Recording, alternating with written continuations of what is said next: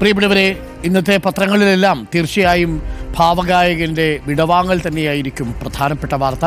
നമുക്ക് എല്ലാ പത്രങ്ങളുടെയും തലക്കെട്ടുകളൊന്ന് നോക്കിപ്പോകാം. നമ്മൾ ഈ തലക്കെട്ടുകളിൽ ഇത്തരം ദിവസങ്ങളിൽ വലിയ പ്രാധാന്യമുണ്ട്. ധന്യമാം ഉപാസന എന്ന തലക്കെട്ടാണ് മാതൃഭൂമി നൽകിയിരിക്കുന്നത്. മലയാള മനോരമയുടെ തലക്കെട്ട് മൗനം പോലും മധുരം എന്നാണ്. ഭാവഗായക വിട എന്നതാണ്. മൗനം പോലും മധുരം. ദേശാഭിമാനി അനുരാഗഗാനം പോലെ എന്നാണ്. അദ്ദേഹത്തിൻ്റെ സിനിമാ ഗാനങ്ങളിലെ വരികളാണ് അദ്ദേഹത്തിൻ്റെ വിടവാങ്ങൽ ദിവസം പത്രങ്ങളെല്ലാം പ്രധാനപ്പെട്ട തലക്കെട്ടായിട്ട് കൊടുത്തിരിക്കുന്നത്. നമ്മളടക്കം ഇന്നലെ കൊടുത്തിരിക്കുന്നതും അത് തന്നെയാണ്. ശ്രുതി താഴ്ത്തി ഞങ്ങൾ ഇന്നലെ കൊടുത്ത തലക്കെട്ട് തന്നെയാണ് മാധ്യമം ഇന്ന് കൊടുത്തിരിക്കുന്നത്.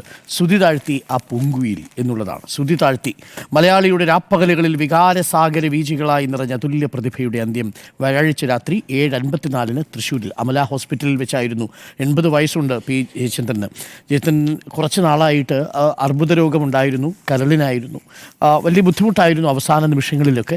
പക്ഷേ ഒടുവിൽ വീട്ടിൽ കുഴഞ്ഞു വീണ് അദ്ദേഹത്തെ ആശുപത്രിയിൽ എത്തിച്ചെങ്കിലും രക്ഷിക്കാൻ സാധിച്ചില്ല. മനോരമയുടെ വാർത്തയിലേക്ക് എത്തിയാൽ, ഞാനത്ര വലിയ ഗായകനൊന്നുമല്ല, പക്ഷേ എന്നേക്കാൾ വലിയ ഗാന സഹൃദയൻ ആരും ഉണ്ടാവില്ല എന്നാണ് ജയചന്ദ്രൻ പറഞ്ഞത്. പി ജയചന്ദ്രൻ 1944 ജനനം. സമയരഥങ്ങളിൽ പാട്ടിൻ്റെ മറുകര തേടി ഗാനചന്ദ്രൻ മായുമ്പോൾ അടയുന്നത് ശബ്ദവിസ്മയത്തിൻ്റെ കാവ്യപുസ്തകം. പ്രണയത്തിന് മുഗ്ധസൗന്ദര്യം നൽകിയ ആലാപന മധുരം. ലളിതഗാനങ്ങളിലും വേറിട്ട സ്വരമുദ്ര പതിപ്പിച്ച ഗായകൻ. അനായാസമെന്ന് തോന്നുമ്പോഴും മറ്റാർക്കും അനുകരിക്കാനാകാത്ത ആലാപന ശൈലി. പാട്ടിനെ ഹൃദയങ്ങളിൽ സ്വർണ്ണഗോപുരങ്ങളിൽ പ്രതിഷ്ഠിച്ച ഗായിക. സ്വച്ഛന്തം നീയുറങ്ങും. മോഹനഗാനങ്ങളിലൂടെ മലയാളിയുടെ ജീവിതത്തെ രാഗസുരഭിലമാക്കിയ ഗായകൻ പി ജയചന്ദ്രൻ അന്തരിച്ചു. ഇന്നലെ രാത്രി 7:54 തൃശ്ശൂരിലെ ആശുപത്രിയിലായിരുന്നു അന്ത്യം. കരൾ രോഗബാധിതനായിരുന്ന അദ്ദേഹം ഒരാഴ്ച ചികിത്സയ്ക്കു ശേഷം ബുധനാഴ്ച ആശുപത്രി വിട്ട് പൂങ്കുന്നം സീതാറാം മില്ലിന് സമീപത്തുള്ള ഗുൽമോഹർ അപ്പാർട്ട്മെൻറ്റിലേക്ക് പോയിരുന്നു.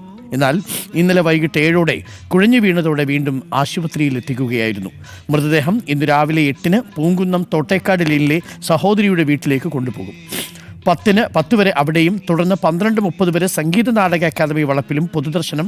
തിരികെ സഹോദരിയുടെ വീട്ടിലെത്തിച്ച ശേഷം സംസ്കാരത്തിനായി നാളെ രാവിലെ 8 എറണാകുളം പറവൂർ ചേന്നമംഗലത്തെ തറവാട്ടിലേക്ക് കൊണ്ടുപോകും. നാളെ വൈകിട്ട് 3:30 സംസ്കാരം. മലയാളത്തിലെ 2000-ലേറെ ഗാനങ്ങൾക്ക് പുറമെ ജയചന്ദ്രൻ തമിഴ്, കന്നഡ, തെലുങ്ക് സിനിമകളിലും ആയിരക്കണക്കിന് ഗാനങ്ങൾ ആലപിച്ചിട്ടുണ്ട്. മികച്ച ഗായകനുള്ള ദേശീയ അവാർഡ് 1 തവണയും കേരള സംസ്ഥാന അവാർഡ് 5 തവണയും തമിഴ്നാട് സംസ്ഥാന അവാർഡ് 4 തവണയും നേടി. ചലച്ചിത്ര രംഗത്തെ സമഗ്ര സംഭാവനയ്ക്കുള്ള സംസ്ഥാന സർക്കാരിൻ്റെ JC ഡാനിയൽ പുരസ്കാരം, തമിഴ്നാട് സർക്കാരിൻ്റെ കലൈമാമണി പുരസ്കാരം, സുരലയ കൈരളി യേശുദാസ് പുരസ്കാരം, ഹരിവരാസനം പുരസ്കാരം തുടങ്ങിയ അംഗീകാരങ്ങളും നേടി. 3 മലയാള ചിത്രങ്ങളിലും ഏതാനും വീഡിയോ ആൽബങ്ങളിലും അഭിനയിച്ചിട്ടുണ്ട്. ഭാര്യ ലളിത, മക്കൾ ലക്ഷ്മി, ദിനനാഥൻ എന്നാണ്. അപ്പോൾ ഇദ്ദേഹത്തെ ഒരുപാട് പേര് ഓർമ്മിച്ചെടുക്കുന്നുണ്ട്. ഉൾപേജുകളിൽ തീർച്ചയായിട്ടും ആ വാർത്ത വളരെ വേദനിപ്പിച്ചൊരു വാർത്തയായിരുന്നു. പക്ഷേ 80 വയസ്സുണ്ട്. അദ്ദേഹം കാര്യമായിട്ട് കഷ്ടപ്പെടാതെ പോയി എന്ന് നമുക്ക് പറയാം. ആ ഭാവഗായകൻ, അദ്ദേഹത്തിൻ്റെ ഓരോ ഗാനവും നമ്മളുടെയൊക്കെ ഓരോ ഭാവങ്ങളുടെ തുടർച്ചയായിരുന്നു എന്ന് തന്നെ വേണമെങ്കിൽ പറയാം. നമ്മൾ പ്രണയിക്കുമ്പോൾ, വിരഹമുണ്ടാകുമ്പോൾ, സന്തോഷമുണ്ടാകുമ്പോൾ, സന്താപമുണ്ടാകുമ്പോൾ ഒക്കെ പി ജയചന്ദ്രൻ്റെ ഗാനങ്ങളാണ് നമ്മുടെ മനസ്സിൽ പലപ്പോഴും എത്തുന്നത്. ഒരു കാലഘട്ടത്തിൻ്റെ പ്രണയത്തെയും വിരഹത്തെയും സന്താപത്തെയും ഒക്കെ പ്രതിഫലിപ്പിച്ച ഗായകൻ കൂടിയാണ് വിടവാങ്ങുന്നത്. മലയാളിക്ക് മനസ്സിനോടെടുത്ത് മൃദുഗാനങ്ങൾ കൈമാറിയാണ് അദ്ദേഹം മടങ്ങിയത്. അരനൂറ്റാണ്ടിൻ്റെ ഗാനസപര്യ, 16,000-ലേറെ ഗാനങ്ങൾ, ഏറെക്കുറെ എല്ലാ ഗാനങ്ങളും ഹിറ്റ്. എന്നും ഹൃദയത്തിൻ്റെ സ്വരം, പ്രണയത്തിൻ്റെ ലയം, അന്വർത്ഥമായ പേര് മലയാളി തിരികെ നൽകി ഭാവഗായകൻ. അങ്ങനെ ഒരൊറ്റ പേരിൽ മാത്രമാണ് അദ്ദേഹം മാത്രമാണ് അറിയപ്പെടുന്നത് എന്നുള്ളതാണ്. അദ്ദേഹത്തിൻ്റെ ഗാനങ്ങൾ ദേശാഭിമാനി ആദ്യ പേജിൽ തന്നെ നിരത്തുന്നുണ്ട്. മഞ്ഞലയിൽ മുങ്ങിത്തോർത്തി, ഒന്നിനി ശ്രുതി താഴ്ത്തിപ്പാടുക, നിൻമണിയറയിലെ മലയാള ഭാഷതൻ മാദക ഭംഗി, നീലഗിരിയുടെ സഖികളെ, ജ്വാലാമുഖികളെ, രാഗം ശ്രീരാഗം, സ്വർണ്ണഗോപുര നർത്തകീ ശില്പം, ഓലഞ്ഞാലിക്കുരുവി, ശിവശങ്കര സർവശരണ്യ വിഭോ, പ്രായം നമ്മിൽ മോഹം നൽകി, നീയൊരു പുഴയായി തഴുകുമ്പോൾ, ശാരദാംബരം ചാരുചന്ദ്രിക, കരിമുകിൽ കാട്ടിലെ രജനിതൻ വീട്ടിലെ, രാസാത്തി ഉന്നെ കാണാതെ നെഞ്ച് കാത്താടിപ്പോലിടുന്നു. ഏകാന്ത പഥികൻ ഞാൻ, ഇതളൂർന്നു വീണ പനിനീർദളങ്ങൾ, ചന്ദനത്തിൽ കടഞ്ഞെടുത്തൊരു സുന്ദരീ ശില്പം. അങ്ങനെ എത്രയെത്ര മനോഹരമായ ഗാനങ്ങളാണ് നമ്മൾ ഒന്ന് കാതോർത്താൽ പി ജയചന്ദ്രൻ്റെതായി വന്ന് അലയ്ക്കുന്നത്. അപ്പോൾ നമ്മളുടെ ഭാവഗായകൻ വിടവാങ്ങിയിരിക്കുകയാണ്. നമുക്കൊപ്പം ഇപ്പോൾ ജെയ്സൺ ചേരുന്നുണ്ട്. ജെയ്സൺ തൃശ്ശൂരിൽ നിന്നാണ് നമുക്കൊപ്പം ചേരുന്നത്. അന്തരിച്ച ഗായകൻ പി ജയചന്ദ്രൻ്റെ മൃതദേഹം രാവിലെ തൃശ്ശൂർ പൂങ്കുന്നത്തുള്ള തറവാട്ട് വീട്ടിലെത്തിക്കും. 8 മുതൽ 10 മണിവരെ പൂങ്കുന്നത്തെ വീട്ടിലും തുടർന്ന് സംഗീത നാടക അക്കാദമിയുടെ തിയേറ്ററിലും പൊതുദർശനത്തിന് വയ്ക്കും. 12:30 വീണ്ടും പൂങ്കുന്നത്തെ തറവാട്ട് വീട്ടിലേക്ക് കൊണ്ടുപോകും. നാളെ രാവിലെ 8 മണിക്ക് പറവൂർ ചേന്ദമംഗലത്തുള്ള പാലിയം തറവാട്ട് വീട്ടിലേക്ക് മൃതദേഹം കൊണ്ടുപോകും. വൈകിട്ട് 3:30 സംസ്കാരം. ഇനി നമുക്ക് മനോരമയിലെ പ്രധാനപ്പെട്ട വാർത്തയിലേക്ക് വരാം. ഇതല്ലാതെ പി ജയചന്ദ്രൻ്റെ വിയോഗ വാർത്തയല്ലാതെ മലയാള മനോരമയിലെ പ്രധാനപ്പെട്ട വാർത്തയായുള്ളത് ബോബി ചെമ്മണ്ണൂരിന് ജാമ്യമില്ല എന്ന വാർത്തയാണ്. ബോബി ചെമ്മണ്ണൂരിൻ്റെ ഫോട്ടോ സഹിതമാണ് ആ വാർത്ത പ്രസിദ്ധീകരിച്ചിരിക്കുന്നത്. ബോബി ചെമ്മണ്ണൂരിന് ജാമ്യമില്ല, റിമാൻഡിൽ. കാക്കനാട് ജില്ലാ ജയിലിലേക്ക് മാറ്റി. വ്യവസായി ബോബി ചെമ്മണ്ണൂർ, CD ബോബി എന്നാണ് കേട്ടോ മുഴുവൻ പേര്. അത് നമ്മളിപ്പോഴാണ് അറിയുന്നത് അല്ലേ. ഈ സംഭവം നടക്കുമ്പോഴാണ്. അല്ലെങ്കിലൊക്കെ നമ്മൾ അദ്ദേഹത്തെ ഓമന പേരിലിട്ടാണ് വിളിച്ചിരുന്നത്. അതൊക്കെ മാറി. ഇപ്പോൾ ആരും ഓമനിക്കാനില്ല. ബോബി ചെമ്മണ്ണൂർ ലൈംഗിക അതിക്രമം നടത്തിയെന്ന നടിയുടെ രഹസ്യമൊഴി പരിശോധിച്ച എറണാകുളം മജിസ്ട്രേറ്റ് കോടതി ജാമ്യാപേക്ഷ തള്ളി 14 ദിവസത്തേക്കാണ് റിമാൻഡ് ചെയ്തിരിക്കുന്നത്. അത് ഞെട്ടിക്കുന്നതായി പോയി. ബോബി ചെമ്മണ്ണൂരത് പ്രതീക്ഷിച്ചില്ല. വിധി വരുന്ന നിമിഷം തലകറങ്ങി താഴെ വീഴുകയും ചെയ്തു. പിന്നീട് ആശുപത്രിയിലേക്ക് കൊണ്ടുപോയി. അതിനുശേഷം ജില്ലാ ജയിലിലേക്ക് മാറ്റുകയും ചെയ്തു. പ്രതി ചെയ്ത കുറ്റകൃത്യത്തിൻ്റെ ഗൗരവം ബോധ്യപ്പെടുത്തുന്നതാണ് മജിസ്ട്രേറ്റ് മുൻപാകെ ഹണി റോസ് നൽകിയ വിശദമായ രഹസ്യമൊഴി. വൈദ്യപരിശോധനയ്ക്ക് ശേഷം ബോബിയെ കാക്കനാട് ജില്ലാ ജയിലിലേക്ക് മാറ്റി. ഇത്തരം കേസുകളിൽ അതിജീവിതയുടെ പേര് പരസ്യപ്പെടുത്താറില്ലെങ്കിലും കുറ്റകൃത്യത്തിന്റെ ഗൗരവം പൊതുസമൂഹത്തെ വെളിപ്പെടുത്താൻ തന്റെ പേര് വെളിപ്പെടുത്തണമെന്ന് നടി തന്നെ ആവശ്യപ്പെട്ടിരിക്കുന്ന പശ്ചാത്തലത്തിലാണ് നമ്മളടക്കം ഹണി റോസിന്റെ പേര് ഉപയോഗിച്ചത്. അതല്ലെങ്കിൽ ഹണി റോസിന്റെ പേര് ഉപയോഗിക്കാൻ കഴിയില്ല. കാരണം ഇതിൽ BNSന്റെ 7511 നിൽക്കും എന്ന് പറഞ്ഞാൽ ലൈംഗിക താല്പര്യത്തോടു കൂടി ശരീരത്തിൽ സ്പർശിച്ചാൽ അത് ലൈംഗിക പീഡനത്തിന്റെ സെക്ഷൽ ഹരാസ്മെന്റിന്റെ നിർവചനത്തിൽ വരുന്നതാണ്. അങ്ങനെ ഇരയാക്കപ്പെട്ട പെൺകുട്ടിയുടെ പേര് നമുക്ക് പറയാൻ കഴിയില്ല.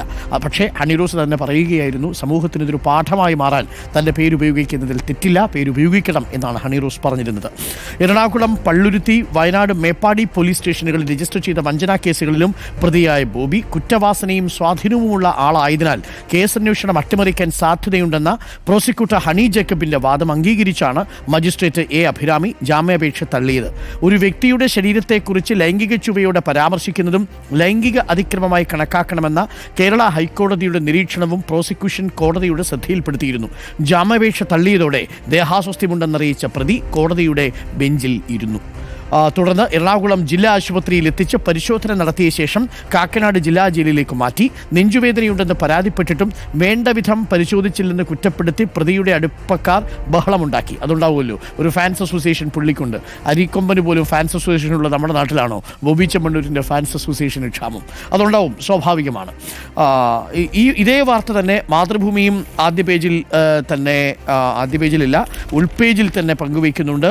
ബോബി ചെമ്മണ്ണൂരിൻ്റെ അറസ്റ്റുമായി ബന്ധപ്പെട്ട വാർത്ത ഉൾപേജിൽ. ജനറൽ ആശുപത്രിയിൽ ബോച്ചെ ആരാധകരുടെ പ്രതിഷേധം. ബോബി ചെമ്മണ്ണൂർ കേസ് കോടതി സാക്ഷ്യം വഹിച്ചത് ശക്തമായ വാദപ്രതിവാദത്തിന്. ഏറ്റവും കൗതുകകരമായ കാര്യം മാതൃഭൂമിയുടെ ആദ്യത്തെ പേജിൽ ഈ ബോബി ചെമ്മണ്ണൂരിൻ്റെ വാർത്തയില്ല എന്നുള്ളതാണ്. ദേശാഭിമാനിയുടെ ആദ്യത്തെ പേജിലും ഈ പി ജയചന്ദ്രൻ്റെ വാർത്തയാണ്. തുടർന്ന് ഉൾപേജിൽ ആദ്യ പേജ് എന്ന വണ്ണം രണ്ടാമത്തെ പേജിൽ ജാക്കറ്റ് കഴിഞ്ഞു വരുന്ന പേജിലും വലിയ പ്രാധാന്യത്തോടു കൂടി നൽകിയിരിക്കുന്നു. ബോബി ചെമ്മണ്ണൂർ ജയിലിൽ. ബോബി ചെമ്മണ്ണൂരിനെ എറണാകുളം ജുഡീഷ്യൽ 1ാം ക്ലാസ് മജിസ്ട്രേറ്റ് കോടതിയിൽ ഹാജരാക്കുന്ന ചിത്രവും ദേശാഭിമാനി ആദ്യ പേജിൽ പങ്കുവയ്ക്കുന്നുണ്ട്. തളർന്നിരുന്ന ബോബി, നിയമവ്യവസ്ഥയ്ക്ക് വലിയ ശക്തിയെന്ന് ഹണി. ജാമ്യം നിഷേധിച്ചതോടെ കോടതിക്കുള്ളിൽ തളർന്നിരുന്ന ബോബി ചെമ്മണ്ണൂർ വീഴാൻ തുടങ്ങിയപ്പോൾ സമീപത്തെ മുറിയിലേക്ക് മാറ്റി. അവിടെ അല്പം വിശ്രമത്തിനു ശേഷം ജനറൽ ആശുപത്രിയിൽ എത്തിച്ചു. കിടത്തി ചികിത്സ ആവശ്യമില്ലെന്ന് ഡോക്ടർമാർ അറിയിച്ചു. ഇതോടെ ബോബിയുമായി അന്വേഷക സംഘം ആശുപത്രിയിൽ നിന്ന് പുറത്തേക്ക് പോയി. ചിലർ വാഹനം തടയാൻ ശ്രമിക്കുകയും ചെയ്തു. നമ്മുടെ നിയമവ്യവസ്ഥയ്ക്കും സത്യത്തിനും വലിയ ശക്തിയുണ്ടെന്ന് ഹണി റോസ് പ്രതികരിച്ചു. യുദ്ധം ജയിച്ചതിൻ്റെ ആഹ്ലാദത്തിലല്ല, നിർത്താതെ പിന്നെയും വേദനിപ്പിച്ചതുകൊണ്ട്, നിവൃത്തികേടുകൊണ്ട് പ്രതികരിച്ചതാണ് എന്നാണ് ഹണി റോസ് പറഞ്ഞത്. പലപ്പോഴും ഓപ്പൺ വേദികളിൽ വെച്ച് ഈ ഹണി റോസിനെ അപമാനിക്കുമ്പോൾ അവർ നിസ്സഹായി നിൽക്കുന്നത് കാണാമായിരുന്നു. അങ്ങനെ സഹികെട്ടാണ് ഒടുവിൽ ഇത് ചെയ്യരുത് എന്ന് മാനേജറോടൊക്കെ പറഞ്ഞിരുന്നെങ്കിലും ബോബി ചെമ്മണ്ണൂർ അത് നിർത്താൻ തയ്യാറായിരുന്നില്ല. ദ്വയാർത്ഥ പ്രയോഗങ്ങളിലൂടെ നിരന്തരം ബോബി ചെമ്മണ്ണൂർ സമൂഹ മാധ്യമങ്ങളിലൂടെയും അപമാനിച്ചുകൊണ്ടേയിരുന്നു എന്നാണ് പറയുന്നത്. മാധ്യമത്തിലേക്ക് എത്തിയാൽ ബോബി ചെമ്മണ്ണൂർ റിമാൻഡിൽ എന്ന തലക്കെട്ടോടു കൂടിയാണ് ആ വാർത്ത നൽകുന്നത്. വിധി കേട്ടതോടെ ദേഹാസ്വസ്ഥ്യം. ലൈംഗികാധിക്ഷേപം നടത്തിയെന്ന നടി ഹണി റോസിന്റെ പരാതിയിൽ അറസ്റ്റിലായ പ്രമുഖ വ്യവസായി ബോബി ചെമ്മണ്ണൂരിനെ 14 ദിവസത്തേക്ക് ജുഡീഷ്യൽ കസ്റ്റഡിയിൽ റിമാൻഡ് ചെയ്തിരിക്കുന്നുവെന്നാണ് മാധ്യമം പത്രമ വാർത്ത റിപ്പോർട്ട് ചെയ്യുന്നത്. ബോബി ചെമ്മണ്ണൂരും PJ ചന്ദ്രനും കഴിഞ്ഞാൽ പിന്നെ ഇന്നത്തെ വാർത്തകളിൽ ഇടം പിടിച്ചിരിക്കുന്നത് വാളയാറിൽ ഇന്നലെ റിപ്പോർട്ടർ TV നമ്മുടെ റോഷി പാൽ ബ്രേക്ക് ചെയ്ത വാർത്തയാണ്. എക്സ്ക്ലൂസീവ് സ്റ്റോറിയായിരുന്നു. CBIയുടെ കുറ്റപത്രത്തിൽ വാളയാർ കേസിലെ പെൺകുട്ടികളുടെ അമ്മയും അച്ഛനും പ്രതികളായി എന്ന വാർത്ത റിപ്പോർട്ടർ TVയാണ് പുറത്തുവിട്ടത്. ആ വാർത്ത വലിയ പ്രാധാന്യത്തോടുകൂടി എല്ലാ പത്രങ്ങളും കൈകാര്യം ചെയ്തിട്ടുണ്ട്. മാതൃഭൂമി വാളയാർ കേസ് അമ്മയെയും പ്രതിയാക്കി എന്നാണ്. വാളയാറിലെ പെൺകുട്ടികളുടെ മരണവുമായി ബന്ധപ്പെട്ട കേസിൽ അമ്മയെയും രണ്ടാനച്ഛനെയും കൂടി പ്രതി ചേർത്ത് CBI അനുബന്ധ കുറ്റപത്രം നൽകി. 6 കേസുകളിലാണ് എറണാകുളം CBI പ്രത്യേക കോടതി മുൻപാകെ കുറ്റപത്രം നൽകിയത്.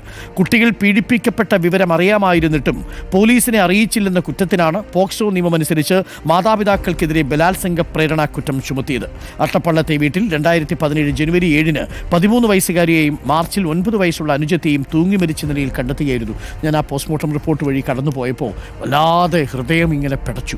ആ സമയത്ത് ആ കേസ് അന്വേഷണ ഉദ്യോഗസ്ഥർക്ക് ചില സംശയങ്ങളൊക്കെ ഉണ്ടായിരുന്നു. കോടതി തന്നെ ആ അന്വേഷണം ഒരു അപ്പീലിൽ എഴുതി വയ്ക്കുകയും ചെയ്തു. ആരെ വിശ്വസിക്കും എന്നാണ് ഹൈക്കോടതി ചോദിച്ചത്. അത് ചോദിച്ചത് ആ വീട്ടിലെ അരക്ഷിതാവസ്ഥയായിരുന്നു പ്രധാനപ്പെട്ട കാരണം. മലയാള മനോരമയിൽ ആ വാർത്ത കൈകാര്യം ചെയ്തിരിക്കുന്നത് മാതാപിതാക്കളും പ്രതിപ്പട്ടികയിൽ എന്ന തലക്കെട്ടോടുകൂടിയാണ്. പെൺകുട്ടികളുടെ മരണത്തിൽ CBI കുറ്റപത്രം. വാളയാറിലെ സഹോദരിമാരുടെ ദുരൂഹമരണത്തിൽ മാതാപിതാക്കളെ കൂടി പ്രതി ചേർത്ത് CBI അനുബന്ധ കുറ്റപത്രം സമർപ്പിച്ചു. പോക്സോ നിയമപ്രകാരം ബലാത്സംഗ പ്രേരണ കുറ്റമാണ് ചുമത്തിയിരിക്കുന്നത്. പീഡന വിവരം അറിഞ്ഞിട്ടും പോലീസിനെ അറിയിച്ചില്ലെന്നും ഇക്കാരണങ്ങളാൽ പീഡനം ആവർത്തിക്കാൻ ഇടയായെന്നും ചൂണ്ടിക്കാട്ടിയാണിത്. 6 കേസുകളിലായി എറണാകുളം CBI പ്രത്യേക കോടതിയിലാണ് അനുബന്ധ കുറ്റപത്രം സമർപ്പിച്ചത്. അട്ടപ്പള്ളത്തെ വീട്ടിൽ 13 വയസ്സുള്ള മൂത്തകുട്ടിയെ 2017 ജനുവരി 7-നും 9 വയസ്സുള്ള അനുജത്തിയെ മാർച്ച് 4-നും തൂങ്ങി മരിച്ച നിലയിൽ കണ്ടെത്തുകയായിരുന്നു. ഇളയ കുട്ടിക്ക് വീടിന്റെ ഉത്തരത്തിൽ തൂങ്ങാനാവില്ലെന്ന കണ്ടെത്തലോടെ കൊലപാതകാരോപണം ബലപ്പെട്ടെങ്കിലും തെളിവ് കണ്ടെത്താൻ കേരള പോലീസിനും പിന്നീട് അന്വേഷണം ഏറ്റെടുത്ത CBIക്കും കഴിഞ്ഞിരുന്നില്ല. കുട്ടികൾ പ്രകൃതി വിരുദ്ധ പീഡനത്തിനിരയായതായി പോസ്റ്റ്മോർട്ടം റിപ്പോർട്ടിൽ പരാമർശിച്ചിരുന്നു. ഏറെ കോളിളക്കമുണ്ടാക്കിയ കേസായിരുന്നു 2017 നടന്നത്. കേസ് CBI അട്ടിമറിച്ചു എന്നാണ് ഈ കുട്ടിയുടെ അമ്മ പറയുന്നത്. പക്ഷേ അന്ന് ആ സമയത്ത് തന്നെ നമ്മൾ മാധ്യമപ്രവർത്തകർക്കിടയിൽ ഇത്തരത്തിലുള്ള ചില സംശയങ്ങൾ ഉണ്ടായിരുന്നു. പക്ഷേ അത് പുറത്തു പറയുമ്പോൾ പൊതുബോധം ഈ അമ്മയ്ക്കൊപ്പം നിൽക്കുന്ന ഒരു സാഹചര്യം ഉണ്ടായി. മാത്രവുമല്ല, ആ സാഹചര്യത്തിൽ വേണ്ടത്ര തെളിവുകൾ ശേഖരിക്കാൻ അന്വേഷണ സംഘത്തിന് കഴിഞ്ഞിട്ടുമില്ല. പക്ഷേ കോടതി എഴുതി വെച്ച വാക്ക് വളരെ പ്രധാനപ്പെട്ടതായിരുന്നു. ആ കുഞ്ഞുങ്ങൾ ജീവിച്ച അരക്ഷിതാവസ്ഥയൊരുക്കിയത്, ആ അരക്ഷിതാവസ്ഥയൊരുക്കിയതിന് കാരണക്കാരായിട്ടുള്ള ആൾക്കാർ, അവരെക്കുറിച്ചുള്ള സംശയം അന്നേ ബലപ്പെട്ടിരുന്നു എന്നുള്ളതാണ്. ദേശാഭിമാനിയിലും ആ വാർത്ത എങ്ങനെയാണ് കൈകാര്യം ചെയ്തിരിക്കുന്നത് എന്ന് നമുക്കൊന്ന് നോക്കണം. കാരണം പിണറായി വിജയനെതിരെ ധർമ്മടത്ത് തിരഞ്ഞെടുപ്പിൽ സ്ഥാനാർത്ഥി കൂടിയായി മത്സരിച്ചിരുന്നു ഈ അമ്മ. CBI കുറ്റപത്രം സമർപ്പിച്ചു. വാളയാർ കേസിൽ രക്ഷിതാക്കളെ പ്രതി ചേർത്തു എന്ന തലക്കെട്ടാണ് ദേശാഭിമാനി നൽകിയിരിക്കുന്നത്. രക്ഷിതാക്കൾക്കെതിരെ പോക്സോ വകുപ്പും. ബലാത്സംഗത്തിന് പ്രതികളെ പ്രേരിപ്പിച്ചു. പീഡനം പോലീസിനെ അറിയിച്ചില്ല. ഇത്തരം ഒരു കേസ് ഉണ്ടാകുന്ന ഘട്ടത്തിൽ പോലീസിനെ അറിയിക്കേണ്ടതിന് പകരം അത് മൂടിവെച്ചു എന്നാണ്. അത് മരണത്തിലേക്ക് നയിച്ചു. ആ കുഞ്ഞുങ്ങൾ നിസ്സഹായരായിരുന്നു എന്ന് തന്നെ പറയേണ്ടി വരും. അങ്ങേയറ്റം അരക്ഷിതമായൊരവസ്ഥയിൽ ആ കുഞ്ഞുങ്ങൾ ഓരോ രാത്രിയിലും പീഡനത്തിനിരയായി ബുദ്ധിമുട്ടുകൾ നിറഞ്ഞാണ് ആ കുഞ്ഞുങ്ങൾ കഴിഞ്ഞിരുന്നത്. അതെല്ലാം അച്ഛനും അമ്മയ്ക്കും അറിയാമായിരുന്നു. അവരുടെ മൗനസമ്മതത്തോടു കൂടിയായിരുന്നു എന്ന മട്ടിലായിരുന്നു അന്നും വാർത്തകൾ പ്രചരിച്ചിരുന്നത്.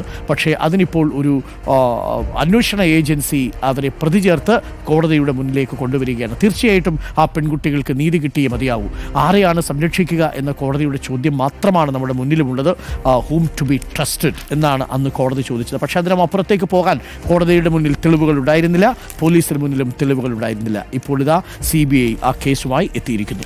ഇനി മറ്റൊരു വളരെ പ്രധാനപ്പെട്ട വാർത്തയുള്ളത് ദേശാഭിമാനിയുടെ ലീഡ് വാർത്തയായി കൊടുത്തിരിക്കുന്നതും അത് തന്നെയാണ്. ഇവർ ഉത്തരവാദികൾ.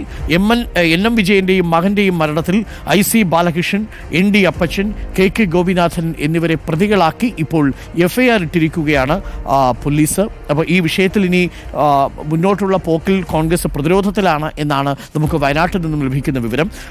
വയനാട് DCC ട്രഷറർ NM വിജയന്റെയും മകന്റെയും മരണത്തിൽ IC ബാലകൃഷ്ണൻ MLAയുടെയും വയനാട് DCC പ്രസിഡന്റ് ND അപ്പച്ചനും ഉത്തരവാദികളെന്ന് പോലീസ്. സംഭവത്തിൽ ആത്മഹത്യാ പ്രേരണാ കുറ്റം ചുമത്തി ബാലകൃഷ്ണനെയും അപ്പച്ചനെയും 1ഉം 2ഉം പ്രതികളാക്കി പോലീസ് കേസെടുത്തു. കോൺഗ്രസ് മുൻ നേതാവും ബത്തേരി അർബൻ ബാങ്ക് മുൻ ഡയറക്ടറുമായ KK ഗോപിനാഥനും അന്തരിച്ച PV ബാലചന്ദ്രനും 3ഉം 4ഉം പ്രതികളാണ് എന്നാണ് പത്രം റിപ്പോർട്ട് ചെയ്യുന്നത്. മലയാള മനോരമയുടെയും ഉൾപേജിൽ ഈ വാർത്ത നൽകിയിട്ടുണ്ട്. വയനാട് DCC ട്രഷറുടെ ആത്മഹത്യ, MLAയ്ക്കും DCC പ്രസിഡന്റിനുമെതിരെ പ്രേരണാ കുറ്റം എന്ന് 8ാമത്തെ പേജിൽ ആ വാർത്ത റിപ്പോർട്ട് ചെയ്യുന്നുണ്ട്. മുൻകൂർ ജാമ്യം തേടി IC ബാലകൃഷ്ണനും ND അപ്പച്ചനും FIR സമർപ്പിച്ച ശേഷം അറസ്റ്റ് വാറണ്ടിന് സാധ്യത. വയനാട് DCC ട്രഷറർ NM വിജയന്റെ ആത്മഹത്യയുമായി ബന്ധപ്പെട്ട് IC ബാലകൃഷ്ണൻ MLA-യും DCC പ്രസിഡന്റ് ND അപ്പച്ചനും അടക്കം 4 കോൺഗ്രസ് നേതാക്കളെ ആത്മഹത്യാ പ്രേരണ കുറ്റം ചുമത്തി പ്രതി ചേർത്തിരിക്കുന്നു എന്ന വാർത്ത വലിയ പ്രാധാന്യത്തോടുകൂടി മലയാള മനോരമയും നൽകുന്നുണ്ട്. ഇനി ഉൾപേജുകളിലേക്ക് എത്തിയാൽ ഇന്നലെ അന്തർദേശീയ വാർത്തകളിൽ റിപ്പോർട്ടർ TVയും നമ്മളെല്ലാവരും തന്നെ സംപ്രേഷണം ചെയ്ത വാർത്തയായിരുന്നു ലോസ് ഏഞ്ചൽസിലെ വലിയ കാട്ടുതീ. മലയാള മനോരമയുടെ 8ാമത്തെ പേജിൽ ലോസ് ഏഞ്ചൽസിൽ തുടർന്ന് ഹോളിവുഡിലും വലിയ തീപിടുത്തമുണ്ടായി. ഹോളിവുഡിൻ്റെ മലനിരകളിൽ ഇന്നലെ കാട്ടുതീ പടർന്നു പിടിച്ചിരുന്നു. ഹോളിവുഡ് സിനിമാ ലോകത്തിൻ്റെ ആസ്ഥാനവും താരങ്ങളുടെയും അണിയറ പ്രവർത്തകരുടെയും വീടുകളുമുള്ള ഹോളിവുഡ് ഹിൽസിലെ തീയിൽ വൻ നാശം. ചൊവ്വാഴ്ച തുടങ്ങിയ തീയിൽ 15,000 ഏക്കർ സ്ഥലം പൂർണ്ണമായി കത്തി നശിച്ചു. 5 പേർ മരിച്ചു. 10,000-ഓളം പേരെ ഒഴിപ്പിച്ചു. മാസങ്ങളായി മഴ ലഭിക്കാതെ ഉണങ്ങിക്കിടന്ന പ്രദേശമായതിനാലും വരണ്ട കാറ്റ് ഉള്ളതിനാലും തീ കൂടുതൽ പ്രദേശത്തേക്ക് വ്യാപിക്കുകയാണ്. ലോകത്തിലെ തന്നെ ഏറ്റവും വിലയേറിയ വീടുകളുള്ള പ്രദേശത്ത് കത്തി നശിച്ചവയിൽ പ്രമുഖ ഹോളിവുഡ് താരങ്ങളുടെ വീടുകളും അവധിക്കാല വസതികളുമുണ്ട്. സാന്റാ മോണിക്ക, മലിബു പ്രദേശങ്ങൾക്കിടയിലുള്ള കുന്നുകളിലാണ് തീ ഏറ്റവും നാശം വിതച്ചത്. ചരിത്രത്തിലെ ഏറ്റവും വലിയ കാട്ടുതീയാണ് ഇന്നലെ ലോസ് ഏഞ്ചൽസിൽ പിടിച്ചത് എന്ന് പറയുന്നു. മറ്റൊരു പ്രധാനപ്പെട്ട വാർത്തയും മനോരമയിലെ 8ാമത്തെ പേജിലുള്ളത് ഇന്നലെ നമ്മൾ റിപ്പോർട്ട് ചെയ്ത വാർത്തയാണ്. വഴിമുടക്കിയ നേതാക്കൾ കോടതിയിലെത്തണം. വഞ്ചിയൂരിലെ കേസിൽ മാത്രമല്ല കേട്ടോ, അത് CPM-ന് മാത്രമല്ല, CPM-നും CPI-ക്കും കോൺഗ്രസിനും എല്ലാം ബാധകമാണ്. അതുകൊണ്ട് ആർക്കും വലിയ മുണ്ടാട്ടമൊന്നുമില്ല. CPM സമ്മേളനം ഓഡിറ്റോറിയത്തിൽ നടത്തണമെന്നായിരുന്നു കോടതി പറഞ്ഞത്. പോലീസ് ഉദ്യോഗസ്ഥരും ഹാജരാകാൻ നിർദ്ദേശമുണ്ട്. സ്റ്റേജ് കെട്ടി പാർട്ടി പരിപാടിയിൽ ഹൈക്കോടതി നടപടി. വഴിമുടക്കിയ നേതാക്കൾ കോടതിയിലെത്തണം. പാർട്ടി പരിപാടികൾക്കായി റോഡും നടപ്പാതയും കയ്യേറി സ്റ്റേജ് കെട്ടുന്നതിൽ പ്രഥമദൃഷ്ട്യാ കോടതി ലക്ഷ്യമുള്ളതിനാൽ CPM സംസ്ഥാന സെക്രട്ടറി MV ഗോവിന്ദൻ, CPI സംസ്ഥാന സെക്രട്ടറി ബിനോയ് വിശ്വം, മുൻ സംസ്ഥാന secretary Pannyan Raveendran, Ernakulam DCC president Muhammad Shiyas ഉൾപ്പെടെയുള്ളവർ നേരിട്ട് ഹാജരാകണമെന്ന് ഹൈക്കോടതി ഉത്തരവിട്ടു. ഫെബ്രുവരി 10-ന് 2 മണിക്കാണ് ഹാജരാകേണ്ടത് എന്നാണ് ഹൈക്കോടതി ഉത്തരവിട്ടിരിക്കുന്നത്. MLA-മാരായ VK Prashant, V Joy, Kadakampally Surendran, TJ Vinod, മുൻ മന്ത്രി MV ജയകുമാർ, മുൻ MLA Dominic presentation, joint council നേതാവ് ജയചന്ദ്രൻ കല്ലിങ്കൽ എന്നിവരും ഹാജരാകേണ്ടവരുടെ പട്ടികയിലുണ്ട്. അങ്ങനെ ഇനിയിപ്പോൾ കോടതിയുടെ മുൻപിൽ പോയി നിൽക്കേണ്ടി വരും. എന്തു പറയാനാണ്, പൊതുവഴി കയ്യേറി ഇത്തരം പരിപാടികൾ നടത്തുന്നവർക്കുള്ളൊരു താക്കീതായി മാറും എന്ന കാര്യത്തിൽ സംശയമില്ല. തീർച്ചയായിട്ടും അതിനൊക്കെ മാറ്റം വരേണ്ട സമയമായിരുന്നേ.